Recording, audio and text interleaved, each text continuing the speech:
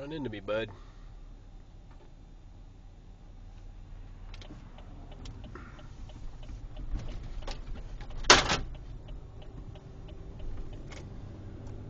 Well, looks like Terry's Lounge has seen better days. That must have just happened.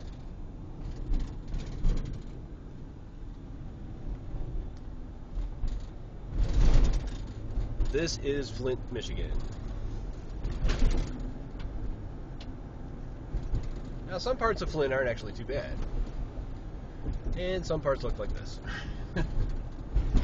That, I don't think that was even... Yeah, that burnout house, I don't even think that was burned up that long ago. I think that was alright until a little while ago.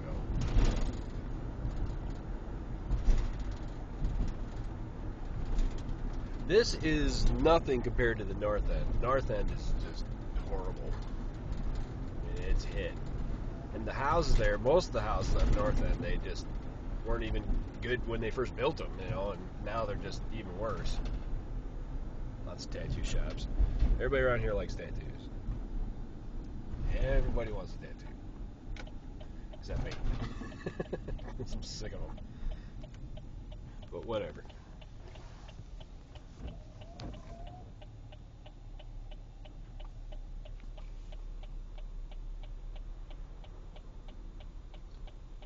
Doing a little drive video, like Shea Show style.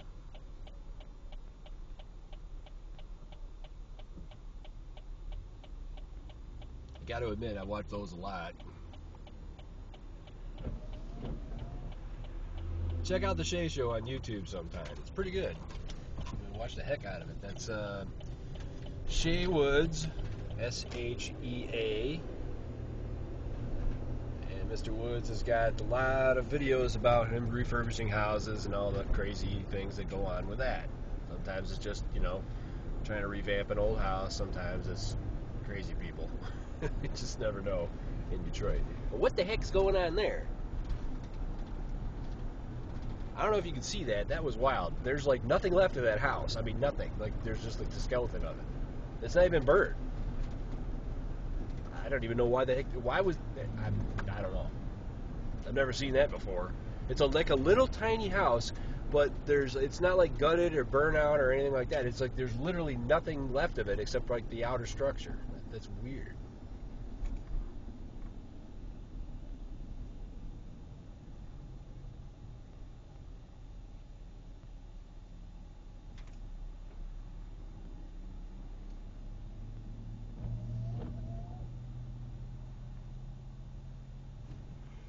We'll be on the freeway soon, and not much to see on the freeway.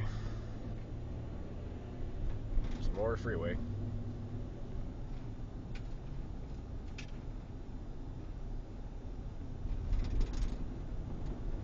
I don't know why they don't let you turn there. Now I gotta try to turn around.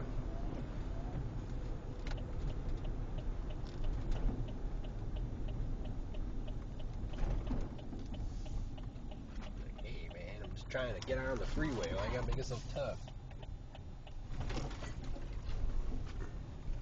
Nice old 1960s church. Probably 50s. Looks like they've added on over the years and doesn't look too bad.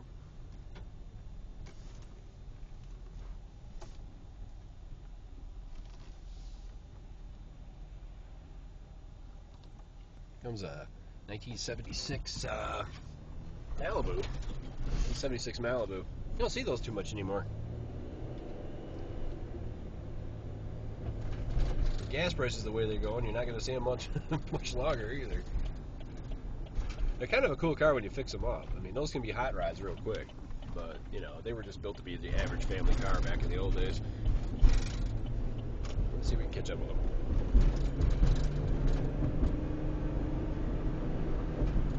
That one looks original, like they haven't restored it.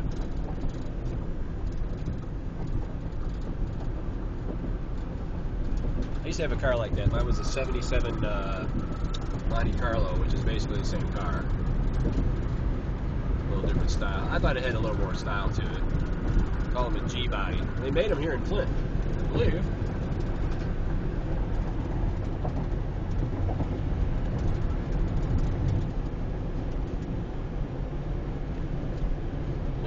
Buicks up here.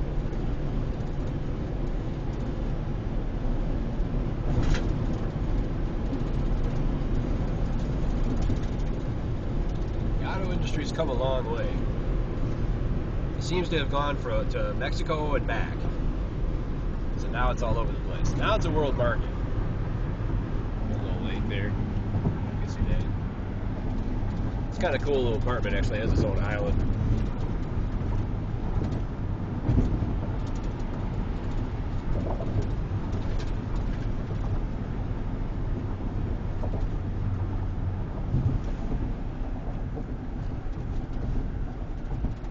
Flint's one of those places where you have to be really careful at night. I mean, things go down there in the day too, but it's less likely. It's more at night.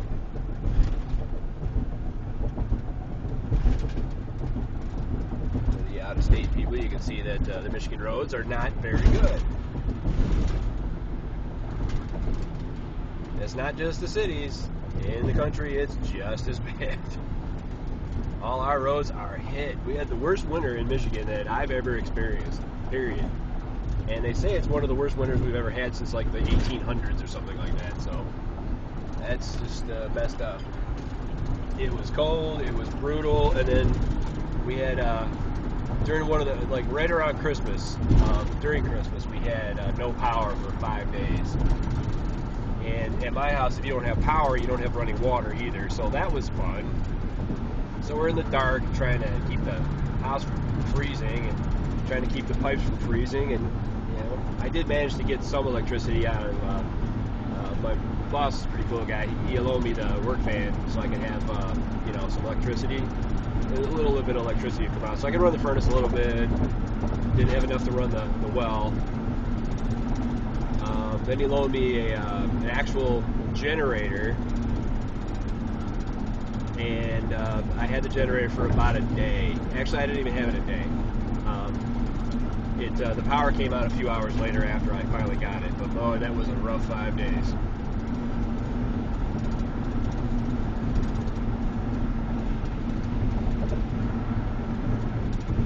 That's a sport place. What do you call that? I forget the name of that. I think Perani Arena. Yeah, Perani Arena.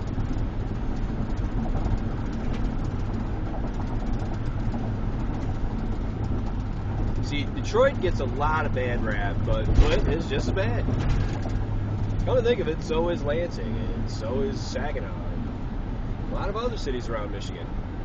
I think because Michigan, like in Detroit, it's gotten so much press. I mean, I'm from Detroit. I was born there. I've never actually lived in Flint, although I've been working in and out of this area for years. But, you know, when you tell people you're from Detroit, because I lived in Detroit as a kid, and then after Coleman Young started doing the busing program, what it meant is instead of me being able to go and walk to the school that I normally walk to in kindergarten, I was supposed to get on a bus and then travel to the projects. And my parents, you know, they checked it out, and they said, well, you know, we tried to go in with an open mind, but they realized that I wasn't going to last a couple of days there after going there. So the projects they wanted me to attend were Herman Gardens. Herman Gardens was I think originally it was barracks for soldiers, but it became a housing project. If you don't know what the housing project is, a housing project is, it's supposed to be, you know, affordable housing for poor people. But what it really is just a state of nastiness that is in total disrepair, and the people there are rough, very rough, and you know, I'm sure you got good people in the projects too, but for the most part, it's like a drug-infested, you know, hellhole. But anyway, Herman Gardens is now gone. They finally closed it up, I don't know, about maybe 15, 20 years ago, and then finally demolished it. So last I seen it was a field, and then they were building condos over there, which is kind of funny. There's a lot of that going on in the city. There's like, you'll have like a burned out house, and then you'll have a house that looks like it is lived in but is not very well cared for, and then you'll see a brand new house next to it. There's lifestyle differences down there in Detroit too, and Flint as well. You'll see weird things. Like I was working in this brand new house. It was right next to an older house, The house that was older, this is across from Herman Gardens, you know, this is, I don't know, maybe 10 years ago, something like that. Brand new house was a government project. The house next door, they didn't even have a doorknob on the screen door. So the screen door was just flapping in the wind, just banging against the house and banging closed, and the people that lived there didn't seem to give a damn. In the backyard, there were 4 junk cars, and then they had a brand new minivan, and then they had a brand new Harley Davidson in the driveway. Now, I don't get it.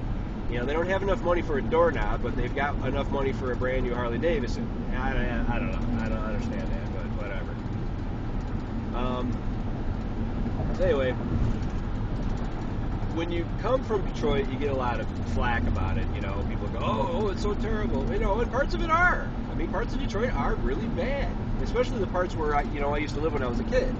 As an adult, I lived there 3 times, and I lived in Hamtramck once too. Hamtramck, I really enjoyed living there, but the first night I stayed there, 2 people were murdered across the street from my apartment. And I stayed anyway because we had already paid the rent, and we already had our security deposit and all that stuff, so I couldn't exactly move out. But oddly enough, I did actually have a good time living there. There's bars around and good food, and you know, and the people in the neighborhood were pretty cool. And it's just I don't know. It's a little sketchy with the crime because it's right on the borderline of Highland Park, and Highland Park is the worst part of Detroit. It used to be the best, but it's bad now. So anyway, so like I said, when you come from Detroit, you get a lot of flack. You know, people give you a lot of crap about it, but you know, now Flint has got a really bad reputation too, and some of it's well earned. But you know, Flint's like any other city. You know, it's funny because I got friends overseas have been like, "Oh wow, look out for Detroit! It's you come from the Middle East, man. I mean, it's bad, but it ain't that bad. Jeez." I don't know. I've had some close calls there. I've been lucky in Flint. I haven't had any close calls there. I had a couple of winos, startle me when I wasn't looking, but that's it. And they didn't really do anything. They just were winos. They just wanted a couple bucks.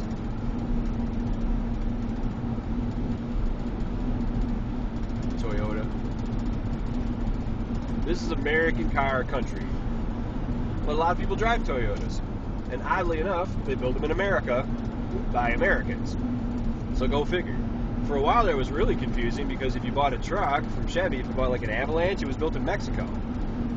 So you wanted to support, you know, if you're one of the people that live in the state, you know, Michigan, the big three are Chrysler, Ford, and General Motors, you know, Chevrolet, Buick, stuff like that. So you want to support the big 3 because that's, you know, where your income comes from. You know, you buy American cars, and then, you know, it helps support the economy. But when you buy a Japanese car, it doesn't. America has some quality issues with their cars, especially during the 90s and 80s and late 70s. But, you know, not all of them. And I've owned American cars all of my life, and I gotta say, I'm very happy with it. I'll never buy a Japanese car. Never. With the family so close, you know, close ties with all the big 3, it's like sacrilege. But the odd part is American cars, you know, are sometimes built overseas by Koreans. So I don't know. It's just weird. It's an American car thing where you have like I don't know how to explain. You want to buy an American car, but sometimes it's difficult because you buy one that has an American name, but it turns out that it actually wasn't built here at all. So that's very confusing. I myself have got a minivan very similar to that one right there, which I like, by the way. It's a Dodge Ram. That one's a Chrysler or whatever it is, but my dad's got one like that. It's a GMC. So anyway, as you can see by the woods, we are out of Flint now. Flint is kind of a cool town. Don't let anybody tell you different. Not all of it's a burned out ruin. There's actually some really nice houses there, a lot of good restaurants, the art scene is great, and the one thing about the Flint scene that I think surpasses just about every other city, especially Detroit, is the fact that the music scene, especially if you're into heavy metal, you know, or rock, but especially metal, that the Flint scene for metal is just excellent. I mean, I played the Detroit scene, and Detroit scene is like, you know, whatever's trendy. I mean, if you're into hardcore, or if you're into rap, or, you know, you got a rock band, then you're good to go. But if you're in a metal band, it's very competitive, and it's just not as cool. But up here, it's different. It's like, I don't know, it's like a brotherhood almost, you know? It seems like there's a lot of bands support each other. And some of them are doing pretty good. There's a band called A Sleepless Malice. Really good guys. I like them a lot. You know, they're great musicians and they're great guys, and you know, and they're really earning their way. You know, they went on a small tour recently, and you know, there's a whole bunch of other bands around here too that are really doing good. But Sleepless Malice is like, I don't know. I think they're going to be national really soon. I really do, and they'll earn it too. As for me, I still play, but I have no intention of ever going national because I don't want to be on tour at age 45. I mean, if I started in my 20s and I was still doing it, that'd be different. But to start now, to go, okay, I'm going to be away from home for 6 months, that's not going to get it. So, but I'll still play music, still play shows, as soon as I get another band together.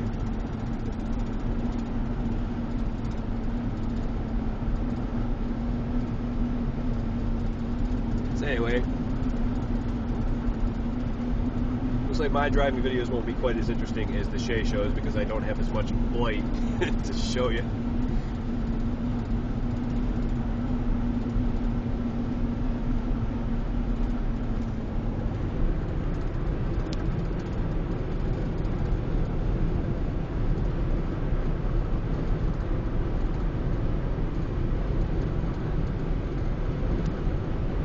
Just to show you that the Republican Party is finally starting to do something.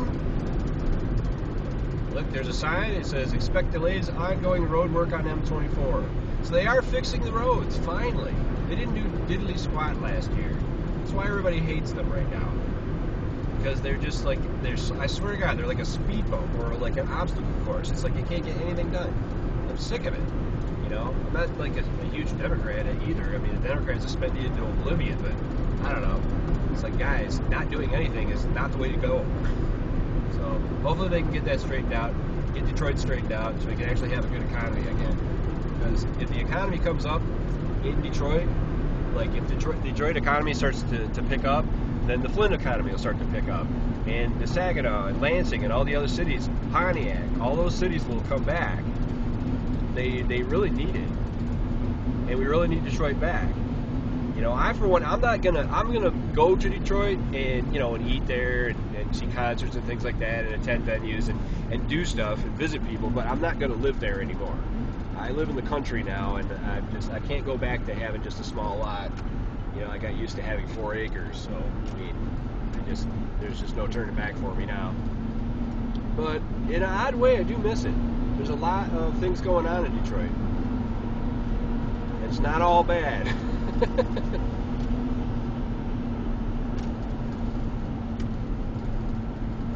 Alright, and with that, I'm out.